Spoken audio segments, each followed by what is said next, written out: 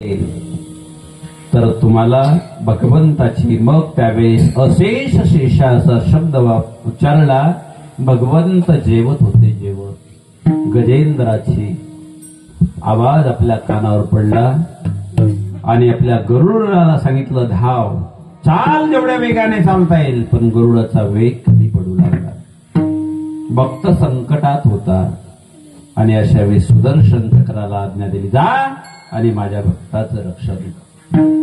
सुदर्शन चक्र आल्याने त्या मगरमच्छाचा काय केलं, नायनाट केला आणि आपल्या भक्ताला रक्षण केलं. माझा परमात्मा किती दयानिधी आहे. एका जनावराचाही सुद्धा माझ्या भगवंताने उद्धार केला. या पलीकडे ऐका, आचरणहीन, मांस भक्षण करणारा, रात्रंदिवस पापच करणारा, अशा पाप्याचाही माझा भगवंत काय करतो, अंगीकार करतो. एवढा दयानिधी आहे. भागवतामध्ये वर्णन आलं की पुतना देवाला मारण्यासाठी गेली माझ्या भगवंताला, पण भगवंताने काय दिलं, शुक महर्षी राजा परीक्षितला सांगतात, अहो बकीयं सरकालकूटं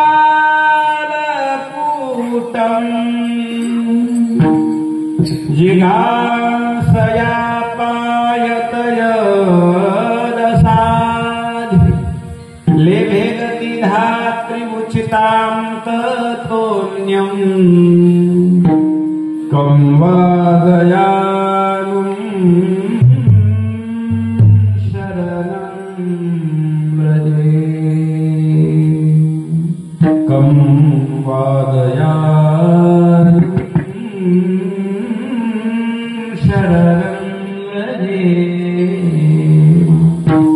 भगवंताने त्या पुतनेला, आपल्या यशोदा मातेला जी मोक्ष गती दिली, तीच वैरिणी पापिनी पुतनेला सुद्धा दिली. एवढा दयाने माझा भगवंत आहे.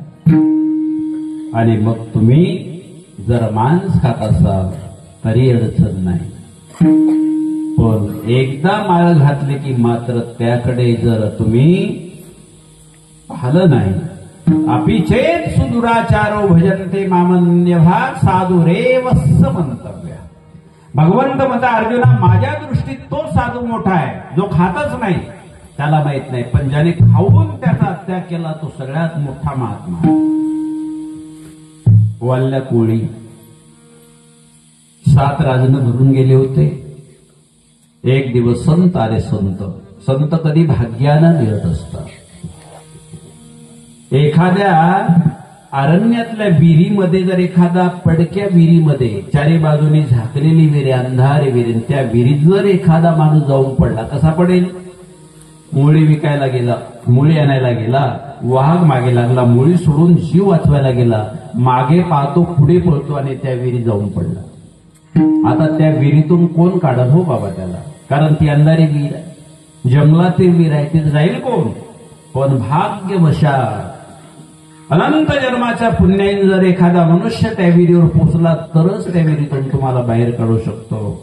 किंवा एखादा किडा जलप्रवाहामध्ये पडलेला आहे, वाहत्या प्रवाहामध्ये, त्याला काठापर्यंत येण्याचं कोणतंच साधन नाही आहे. मरणा अतिरिक्त त्याला दुसरा पर्याय नाही. पण तिच्या भाग्याने एखादा महात्मा स्नान करत असावा आणि अर्घ्य देण्यासाठी पाणी आंधुळीत घ्यावं आणि त्या आंधुळीत तो किडा यावा, तरच त्याला तरुण उपाय. तसं या संसाररूपी गर्तामध्ये तुमच्या आमचे लग्न कुठं झाले हो? मांडवात. मांडव म्हणजे महांडव, मोठा खड्डा. या डवात पडलेले आतापर्यंत तरी वरी आले नाही, आणि जे आले ज्यांच्यावर संत कृपा झाली तेच वरी येऊ शकले. बाकी लोक वरी येऊ शकत नाही, कारण संत हे मोक्षाचं द्वार आहे. महत् सेवां द्वार आभूर विमुक्तेर तमो द्वारं योषितां संगी संगम. महत् सेवां द्वार आभूर विमुक्तेर तमो द्वारं योषितां संगी संगम. संत सेवा ज्याला श्रीमंत व्हायचं असेल असेल आणि ज्याला ही श्रीमंती आपली अजून 10 पिढ्या टिकवायची असेल त्याने संत सेवा सुरू करा. तो ढोंगी असेल, पाखंडी असेल, कोणत्याही प्रकाराचा असेल, पण त्या संत सेवेमध्ये ताकद आहे. तुम्हाला धन वैभव तर देईल, पण मोक्ष गती सुद्धा तुम्हाला मिळू शकते. एखादा जर दारुड्या जर पती असला दारुड्या, त्या पत्नीने जर सेवा केली, सेवा, स्त्रियांनो तुमच्यासाठी एक रामायणातलं प्रमाण सांगतो.